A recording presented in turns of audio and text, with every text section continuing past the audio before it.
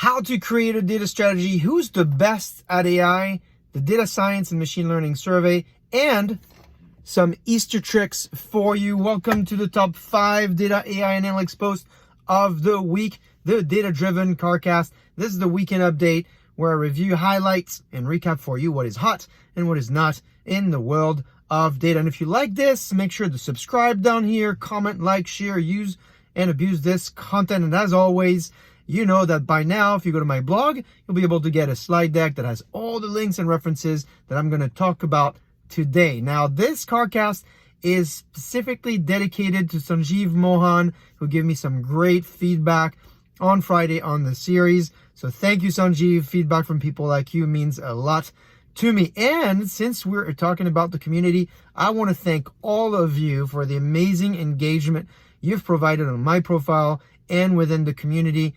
My profile, according to LinkedIn, just crossed the 1% engagement level, and we now have followers of over 27,000 people following this update in my profile. So thank you. Continue to engage, and let's learn from each other. Now, speaking of learning from each other, I want to get started with highlighting some great stories in the community. Stop everything that you're doing right now.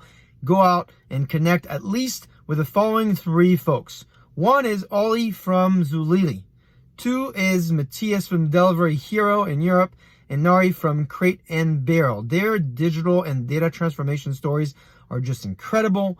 I shared them over this past week and got some great reaction from you. And I want to give you some highlights. The first one is Delivery Hero, a data hub across 174 data sets, over 5,000 tables, 2.7 petabytes of accessible data, running 7 million queries a month. Incredible story. Lots to learn there. You also see the story of Crate and Barrel, drawing from 10x more information, doubling ROAS. What is ROAS? That's return on ad spend. And then finally, very memorable acronym or way to remember about the importance of data is the Zulily's 3 Ds for data. What are they? Data needs to be documented. Data needs to be defensible. Data needs to be democratized. Fantastic stories. I hope they'll help you. Go out, read them, and also make sure you connect with these leaders online. Now, this week, we'll also learn broadly from some research pieces on the industry. The first one I'll point to my friend John Santaferraro, who unveils in his 2021 State of the Data Research the fact that 52% of respondents say that they have data in 5 or more data storage platforms. In fact, that's going to increase. So it's not multiplicity of storage and types of data platforms. It's going to increase, not decrease. And so take a look at this survey. It's a long survey. He's done a great job in it, and I hope you could connect with them as well. Also, my friend Bob Hayes, who offers his list of the top countries, not the top companies, the top countries that are the best at operationalizing AI. So who are they? What are these countries? Well, the top 3 at least are Israel, Holland, and the US. My Israeli friends already reacted on LinkedIn. That's to be expected. Check out the link. There's a lot more coming from Bob, and hopefully there's somebody also you can connect with. Now, this week we had lots of great resources from leaders in the community. I want to point to one that Miles from Proficient shared. It's a piece. It's an oldie, but it's a goodie. It's about how to create a data strategy. It's got 7 steps in it that is a drawing from a piece that Bernard Marr had written a while back, and it takes every single step, breaks it down for you, so it shouldn't be easy to use it as a checklist.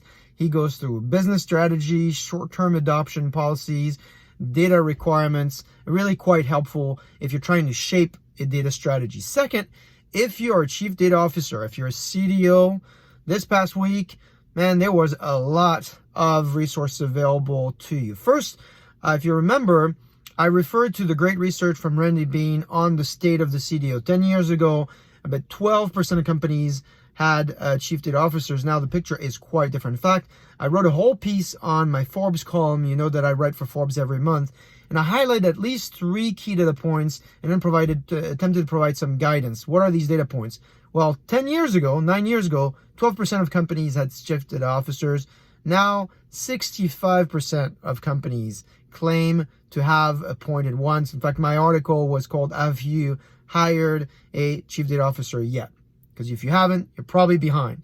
Second data point, certain business units, I know Juan who's listening is going to be happy about this, certain business units appear to actually outperform their peers when analytics teams are centralized under the chief data officer. So in the past, we might have thought about decentralized analytics, get business analytics teams across the business. It looks like the data actually is showing that centralizing the reporting structure in the chief data officer might be more helpful.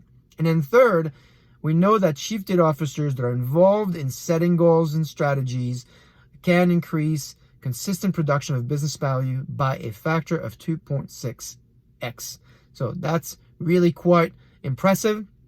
If you have engaged online, you know about these resources. You probably also have responded to the great survey, a question we asked, what should be the CDO's next role if they are successful?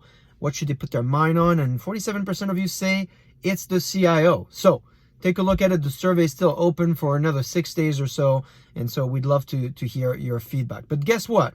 If that was not enough, there is actually more CDO resources for you, because this past week, Mario from Gartner released a fantastic report on what they call the Chief Data Officer Agenda for 2021. If you're a Gartner client, take a look at it, and you're going to want to connect with CDO peers. Reach out to Mario, reach out to Randy, take the survey, make yourself visible so they can find you and they can learn from you. That's it for this week. That was a lot. Again, I want to thank you for your engagement, the comments, the direct messages. They mean a lot to me. Welcome to April as well. This is our first CarCast of April. Stay engaged, be data driven, and I will see you next week.